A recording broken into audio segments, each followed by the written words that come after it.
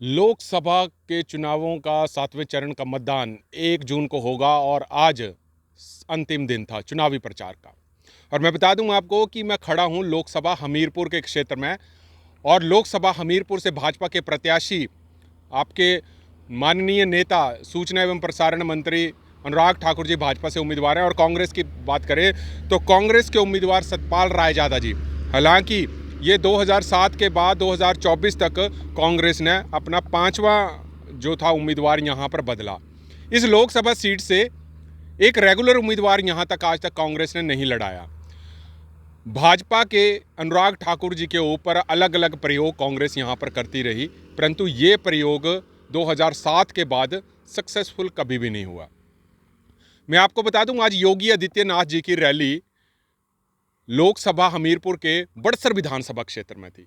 और बड़सर विधानसभा क्षेत्र में इसीलिए रखी गई थी क्योंकि कांग्रेस के बागी उम्मीदवार क्योंकि कांग्रेस से हुए बागी नेता इंद्रदत्त लखनपाल जी ने भाजपा ज्वाइन कर ली। योगी आदित्यनाथ ने हमले जो थे कांग्रेस के ऊपर किए और कांग्रेस के ऊपर यह इल्ज़ाम लगाया कि अगर आप कांग्रेस को वोट देंगे तो आप कांग्रेस के जो औरंगजेब की जो है वो भावना जो है वो कहीं ना कहीं देश में ला दी जाएगी, ये आपसे सारी संपत्ति लूट ले जाएंगे। और यहाँ पर अयोध्या में श्री राम लल्ला जी के लिए भी दर्शनों के लिए ये कहा कि आप अयोध्या जरूर आइए। और यहाँ पर चुनाव आयोग के बयानों की जो थी धज्जियां इन नेताओं ने काफ़ी ज़्यादा उड़ाई, क्योंकि देखिए सीधी सी बात है, चुनाव आयोग का सीधा सा मानना है कि कोई भी नेता राम मंदिर के ऊपर कुछ नहीं बोलेगा, इसके ऊपर कुछ वोट ना मांगे। परंतु जब भी जितनी चुनावी रैलियां देखी गई हैं उसमें यही कहा गया है, कई बार नेता देखे गए। तो चुनाव आयोग की तो मूक दृष्टि बने हुए हैं, नेता अपनी मन मर्जी जो है वो करते हैं। परंतु चलिए, ये तो चुनाव आयोग की उल्लंघना आज हमने देखी खुद बड़सर में हुई। परंतु एक चीज़ यहाँ पर बता दें कि लोकसभा हमीरपुर से अनुराग ठाकुर जी 5वीं बार चुनाव लड़ रहे हैं। 2007 में उन्होंने चुनाव लड़ा, 2008 में नरेंद्र ठाकुर हमीरपुर से कांग्रेस के उम्मीदवार थे, तब चुनाव लड़ा। राजेंद्र राणा जो कि आज भाजपा में ही है, तब अनुराग ठाकुर जी ने उनके खिलाफ चुनाव लड़ा। उसके बाद रामलाल ठाकुर जी जो नैना देवी विधानसभा से आते हैं, उनके खिलाफ चुनाव लड़ा। और आज सतपाल रायजादा जी को कांग्रेस ने कहीं ना कहीं इस बीच में उतारा है।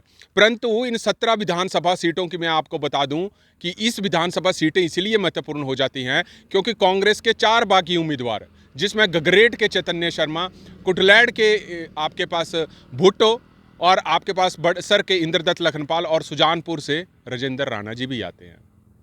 और 3 आज़ाद उम्मीदवार, जिसमें हमीरपुर कंस्टिट्यूंसी के आशीष शर्मा जी, देहरा से होशियार सिंह जी, ये 2 जो हैं ये भी कहीं ना कहीं भाजपा को समर्थन दे रहे हैं। तो 4 कांग्रेस समर्थित जो उम्मीदवार थे वो भाजपा में चले गए, जो इंडिपेंडेंट थे उन्होंने भाजपा को समर्थन दे दिया। तो कुल मिला के 17 में से 12 विधानसभा सीटों में अगर हम बात करें तो इस वक्त भाजपा के ही विधायक यहाँ से हैं। हालांकि 4 सीटों के ऊपर जो है वो उपचुनाव हो रहा है और बाकी बची 5 सीटें, जिसमें से जिला हमीरपुर की 2 सीटें हैं, चाहे हम भोरंज की बात करें जहाँ पे हम खड़े हैं, या हम नदौन की बात करें, और हमीरपुर, बड़सर और सुजानपुर, यहाँ तीनों से ही हमीरपुर के जो ये नेता हैं ये मुख्यमंत्री से ही असंतुष्ट चले हैं। बात इसलिए भी ये महत्वपूर्ण हो जाती है क्योंकि लोकसभा हमीरपुर के चुनाव इसलिए दारोमदार जिम्मेवारी कहीं ना कहीं मुख्यमंत्री और उप मुख्यमंत्री पर बढ़ जाती है, क्योंकि यहाँ पर अनुराग ठाकुर को खिलाफ टक्कर देने के लिए ये 2 नेता कितने सिद्ध साबित होते हैं, क्योंकि मुख्यमंत्री भी लोकसभा हमीरपुर से ही आते हैं और उप मुख्यमंत्री भी लोकसभा हमीरपुर जो कि हरौली क्षेत्र है उनसे आते हैं। अब ये 2 नेता, अगर देखिए मान लीजिए अगर कल को ये रायजादा जी जीत जाते हैं, वैसे अभी तो ये भविष्य के गर्भ में है, अगर रायजादा जी जीत जाते हैं तो कहीं ना कहीं मुख्यमंत्री और उप मुख्यमंत्री के ऊपर भी जो है इनकी जीत का दारोमदार रहेगा। और अगर कहीं हार जाते हैं तो कहीं ना कहीं जिम्मेवारी इन 2 बड़े नेताओं को भी इसमें लेनी पड़ेगी। परंतु बात यह है कि हिमाचल प्रदेश का जो सियासी संकट छाया उसमें अब ये 2 नेता कितने खरे उतरते हैं ये भी देखने वाली बात होगी। एक तरफ गगरेट के विधायक चैतन्य शर्मा जो कि कांग्रेस के टिकट से चुनाव लड़ा, बाद में वो बीजेपी में चले गए, अब जनता कितनी पसंद करेगी ये भी देखने वाली बात होगी।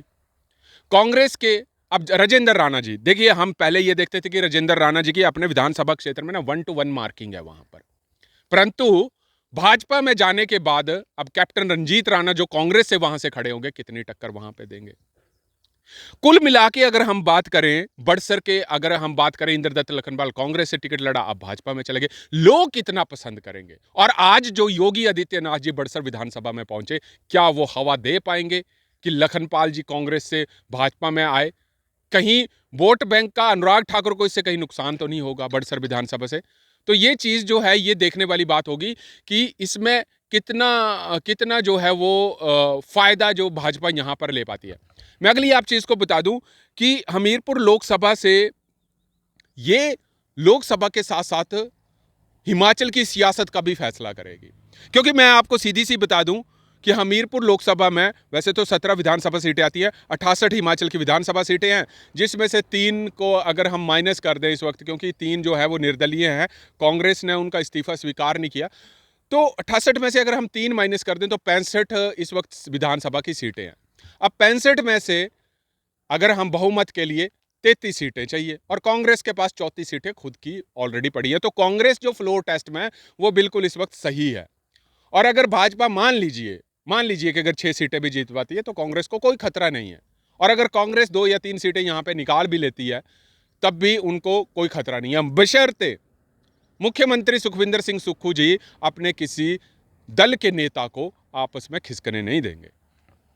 तो इस बार लोकसभा हमीरपुर में अनुराग ठाकुर के साथ साथ मुख्यमंत्री और उप मुख्यमंत्री की भी साख लगी हुई है, क्योंकि पीछे जो सारा प्रकरण हुआ हिमाचल प्रदेश की राजनीति में, उसको लोगों ने कितना एक्सेप्ट किया, लोगों ने कितना नहीं एक्सेप्ट किया, ये भी सारी चीजें डिपेंड करेंगी।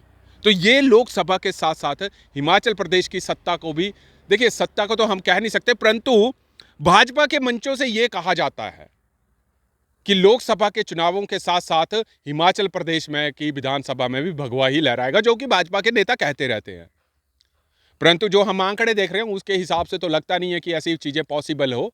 अब मुख्यमंत्री जी अपने जो विधायक हैं उनको कितना संभाल पाते हैं, ये भी देखने वाली बात होगी, क्योंकि पिछली बार 6 विधायक कांग्रेस छोड़ के, हालांकि जो भी ये कहते हैं इनको निष्कासित किया गया, वो तो मुख्यमंत्री जी खुद जानते हैं कि क्या हुआ क्या नहीं हुआ, परंतु हिमाचल जैसे एक छोटे पहाड़ी राज्य में ऐसी ऐसी सियासतें करना भी सही नहीं है। अभी ये चीजें कितनी जनता एक्सेप्ट करती है कि नहीं कर पाती है।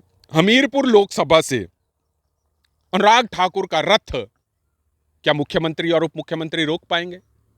क्या अनुराग ठाकुर इस बार कितने मतों से जीत पाएंगे?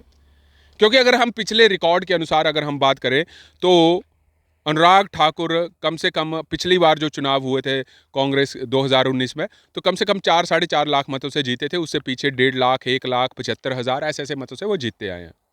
तो देखने वाली बात होगी कि हमीरपुर लोकसभा से रायजादा को चुना जाता है या अनुराग ठाकुर जी को चुना जाता है, और जो 6 विधानसभा सीटों में से 4 जो खाली हो चुकी हैं, गगरेट, कुटलैड़, बड़सर और सुजानपुर, इनमें क्या हालात जो रहेगी कांग्रेस की, वो भी देखने वाली बात होगी।